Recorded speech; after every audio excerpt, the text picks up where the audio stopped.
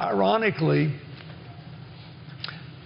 many of the corporations that pay the highest taxes are those that are in sectors where we have the greatest potential to grow. For example, in manufacturing.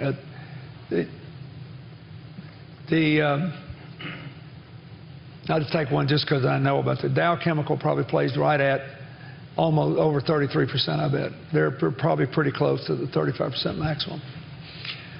Because they have manufacturing operations in America, they can track it, you can audit it, everybody knows what the deal is. We could get more manufacturing jobs if they paid in the range of the international average, which is somewhere between 24 and 26%. And I have to plead guilty. I raised the corporate tax to 35%.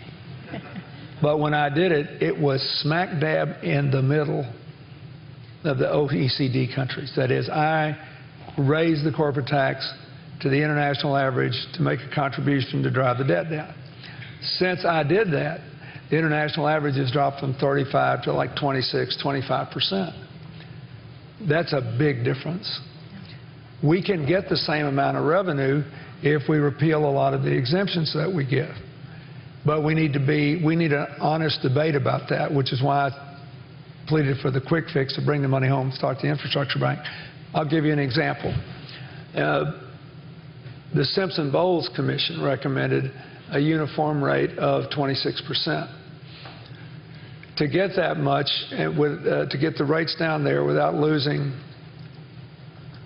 revenue, they recommended eliminating virtually all the corporate tax credits and deductions, including the research and development tax credit.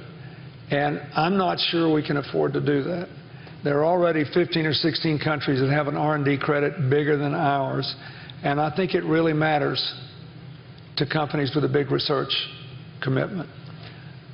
Furthermore, more and more manufacturers who also do R&D want to do R&D not only in the same country, but on the same piece of land, if they can, where they have their manufacturing operations, so they can continuously test what they think they have just found.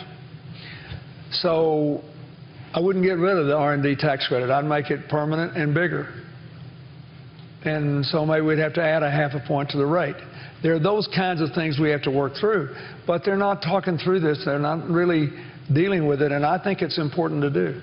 President Clinton, before I let you go, any chance that we might see another Clinton in the White House in 2016? Last question, I promise. Chelsea's still too young.